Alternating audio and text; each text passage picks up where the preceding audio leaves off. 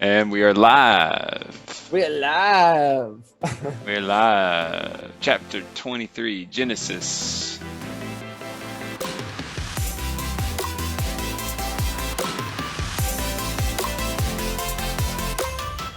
Chapter 23, Genesis. It's Would you do getting the honors? heavy. Would you do the honors, Yes, Justin? you know it. All right, guys, Genesis chapter 23, starting off in verse 1. Now, Sarah lived 127 years. These were the years of the life of Sarah. Sarah died in Kiriath Arba, that is Hebron, in the land of Canaan. And Abraham went in to mourn for Sarah and to weep for her. Then Abraham rose from before his dead and spoke to the sons of Heth, saying, I am a stranger and a sojourner among you. Give me a burial site among you, that I may bury my dead out of my sight. Then the sons of Heth answered Abraham, saying to him, Hear us, my lord, you are a mighty prince among us. Bury your dead in the choicest of our graves. None of us will refuse you his grave for burying your dead. So Abraham rose and bowed to the people of the land, the sons of Heth. And he spoke with them, saying, If it is your wish for me to bury my dead out of my sight, hear me, and approach Ephron, the son of Zohar, for me, that he may give me the cave of Machpelah which he owns, which is at the end of his field, for the full price. Let him give it to me in your presence for a burial site. So here we have Abraham, first of all, Sarah dies. Then Abraham comes to take care of burying her, and he needs to find a burial site. So he is speaking with the men of the land of that region and negotiating with them, trying to find a place that he can bury Sarah. So one of the interesting things that I see in this passage is it appears that possibly Abraham and Sarah were in two different places when Sarah died. So when we go back to verse 22, it says, after Abraham and Isaac returned, it says in verse 19, so Abraham returned to his young men, and they arose and went together to Beersheba. And Abraham lived at Beersheba. Now, when it talks about Sarah, Sarah died in Kiriath Arba, that is in Hebron. So it appears that Abraham and Sarah were living in different places at the time of her death. I don't know. This is a little bit tricky. And so I don't know if this potentially has to do with maybe she was really upset about him being willing to kill their son. I'm not sure, but I think that there is a case here that Abraham and Sarah may have been split up a little bit, not divorced, but may have been separated. Let me say that. I don't know. I don't want to be too bold and read something in the text that isn't there, but the text seems to explicitly tell us in the last chapter, Abraham was living here. Now it starts off this chapter saying that when Sarah died, it gives a different location. So that's what I see. I think that's interesting. We see here also that it appears, Isaac was 37 years old when his mother died, and we know that because in chapter 17, it said she was 90 when he was born. And so here we see that she died, I believe, at 127. Yeah, so Abraham specifically says in verse 4, I am a stranger and a sojourner among you. And so Abraham's really identifying that he's a foreigner, essentially, and a stranger among the Hittites. And it's pretty interesting that he chooses a burial site in this particular area, because normally you're not going to bury somebody, you know, where you're a foreigner, unless you plan to be there for a while, which is exactly the case here. Abraham expects to be here for a good long time because this is the promised land that God made with Abraham a covenant. And so Abraham's clearly not going anywhere. He's making a commitment to be around this particular area for a while. I agree. And I want to add to that Abraham had a good reputation among these people. It says in verse 6, "Hear us, my Lord, you are a mighty prince among us." So even Mm, though he was a stranger and a foreigner, hmm he was respected, hmm and he was blessed by God. And because of the obedience, God did bless him. That led to him being just an honorable person, hmm even though he was a foreigner. hmm Yeah, and going along with that, Abraham being such a successful individual, in verse 7, you see him, Abraham rose and bowed to the people of the land, the sons of Heth. So he's bowing despite being a pretty powerful guy, kind of shows his humility in this particular passage, which, obviously I think is an important, that's definitely a biblical characteristic to have. And another thing to note, um, Abraham specifically requesting a burial plot in which he's gonna buy. He's not just gonna bury his dead in somebody else's tomb. He wants to actually own the plot of land, the burial site himself, and he's willing to pay for it. Moving on to verse 10, I believe. We left out at verse 9. Correct. We are in verse 10. Verse 10.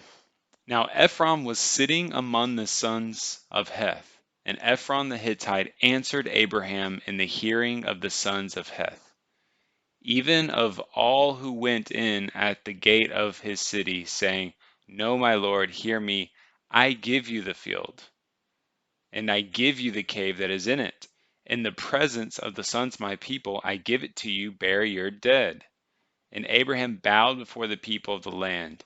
He spoke to Ephron in the hearing of the people of the land, saying, If you will only please listen to me, I will give the price of the field, accept it from me, that I may bury my dead there. Then Ephron answered Abraham, saying to him, My lord, listen to me, a piece of land worth 400 shekels of silver. What is that between me and you? So bury your dead. Abraham listened to Ephron, and Abraham weighed out for Ephron the silver which he had named in the hearing of the sons of Heth, 400 shekels of silver, commercial standard. Well, there's actually different views on what we're going to be looking at here. And so I'm going to be presenting one of the views presented in some commentaries, and Justin will be presenting the other view presented as well. So in the previous section, we see that Abraham's requesting a particular plot, a particular area in which he can bury Sarah. And it just so happens this guy Ephron was amongst the people in which Abraham had just bowed down to. And Ephron basically offers this area of land for free to Abraham. Abraham refuses this request, and then he says again, "Hey, I'm going to buy this from you. What I'm going to pay the price of the field." So he says in verse 9, the full price. So he reiterates that in verse 9, and he says, No, I'm actually going to buy it from you. And then verse 15, Ephron basically names the price, names the value of the land essentially. Now, there's a couple of interesting things going on here. Um, Obviously, Abraham knows this guy Ephron.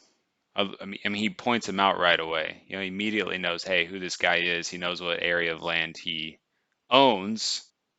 So Abraham, he wants the cave that Ephron owns.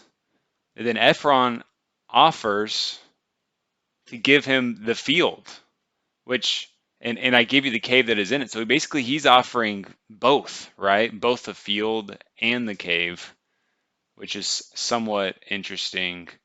Um, and then Abraham goes on to say, hey, yes, I'll buy the field from you. And so why did Ephron, what's going on here? Because there's a lot of stuff going on here. And some of the scholars, some of the commentaries seem to indicate that um, Abraham seems reluctant, obviously, to take this for free.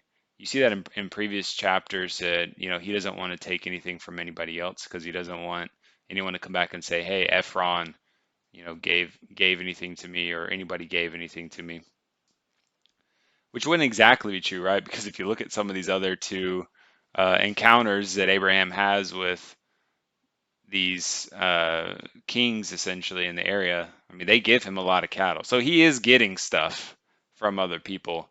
So why would he not want to accept this from Ephron? There could be some indication that maybe Ephron is giving this for free, but kind of expecting a gift or something in return later on, and maybe Abraham's not really interested in that. Why would Ephron offer the land and the cave? It could have been because of some type of tax purposes. It's my understanding in this particular area during this time there were taxes to be paid, and if Ephron just gave him the cave, Ephron would still be responsible for the taxes. And so that's why he kind of wants to get rid of the land too, so he doesn't have to basically pay the taxes for this particular property. Um, Thirdly, Ephron names the price of the property, which is 400 shekels of silver. And it's my understanding that's a lot of silver. That's a large dollar amount based upon chapters forthcoming in the Bible. Um, Commentators would say that, hey, this is a lot of money, and maybe Ephron was putting Abraham into a bad spot. And basically, Abraham's in front of everybody saying, "Hey, I'm going to pay for this property for you." And then Ephron, right, says this big price, and it's like Abraham he's kind of in a tough spot, right? Abraham needs a burial plot for his wife. He sees this land, he wants this land, and so when you first read this, your initial inclination is think, "Man, this Ephron guy, what a great guy! He's willing to offer this for free." And we just don't know that for sure in this section. Did Dr. Constable say that Ephron was offering this for free? Dr. Constable said that really not for free, but with some type of expectation of a gift in return or some type of favor in the future, because that was customary at the time. And so, who knows Okay. what this Ephron guy's all about? Right. I guess my sources said something different, and I remember learning something different. How do you feel about Um, it? I, I guess I just learned it from a different angle. I learned that like he's not offering it for free. What happened is Abraham tried to buy the cave, and Ephron's pretty much like, well, no, I'm not going to sell the cave individually.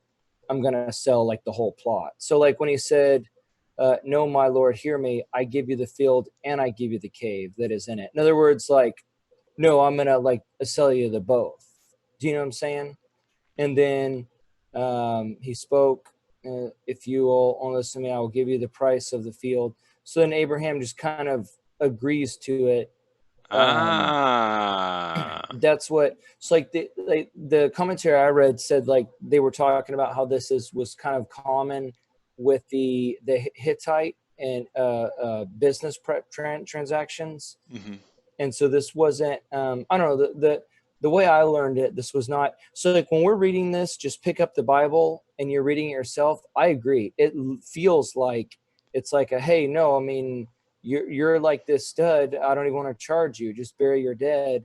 But I don't know, based on the commentaries that have looked into the business transactions with Hittites and the ancient Near East, they Reverse. say Yeah, read verse 13 though. He spoke to Ephron and the people of the hearing of the land, saying, if you will only please listen to me, I will give the price of the field, accept it from me that I may bury my dead. So I don't know if that's a further confirmation, like, no, I want to pay you. I don't want this for free. I want to pay you. Accept this from me. Well, so in other words, like I feel like that.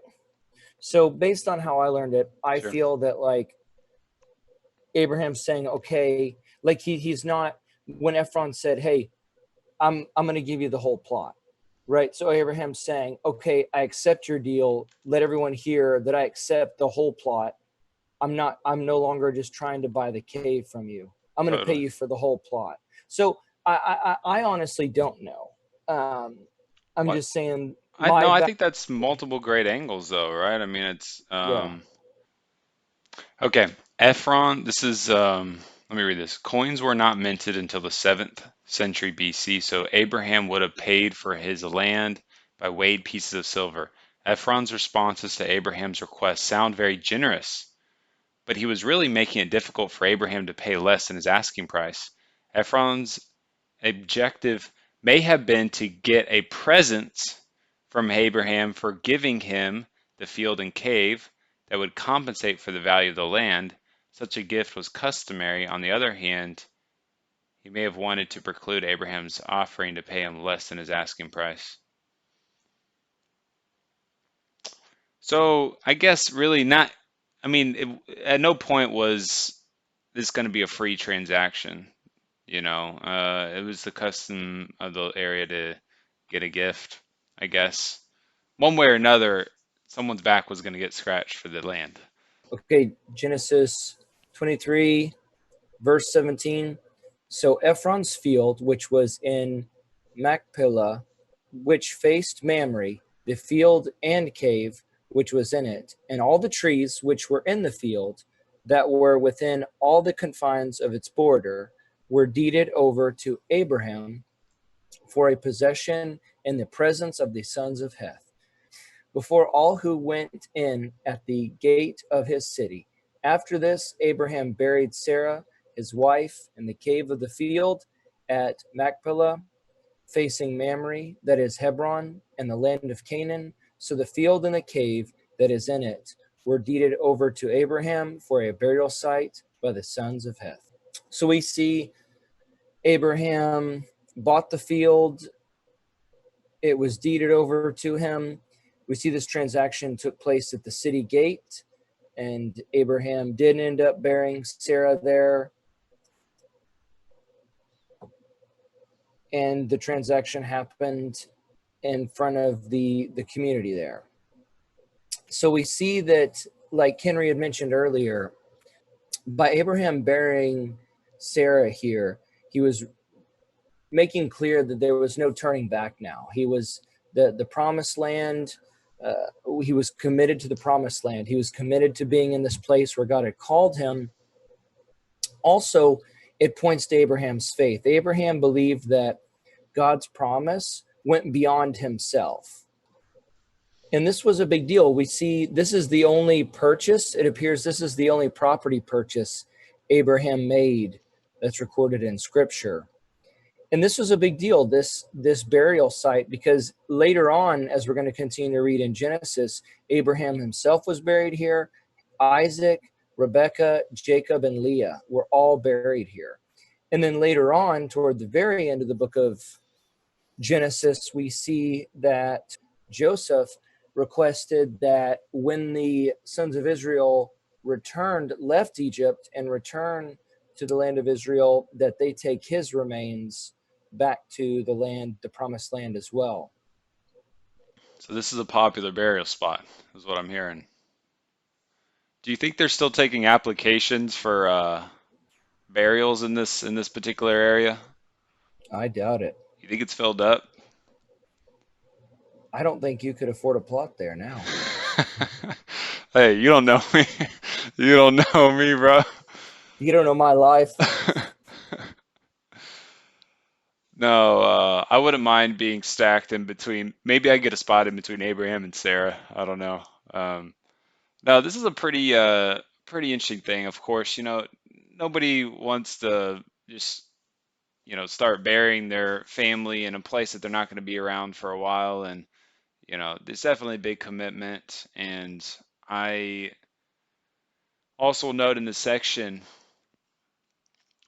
it's mentioned twice that this property was ultimately deeded over to Abraham in verse 17 and verse 20.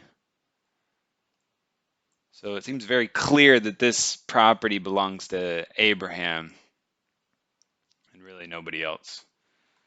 So, yeah. In this chapter, we kind of get to thinking about death. And Abraham has this eternal focus. Like me and Henry have been mentioned, he's totally committed to this land because of God's promise. He recognized that what God was doing went beyond him. And I see this as one of those things that it's kind of like when you go to a funeral and you think about what's going to be said at your own funeral. Mm, And so, Abraham is living the kind of life knowing that it means something in front of the living God. It means something to live your life well, to be obedient, to serve God's purposes.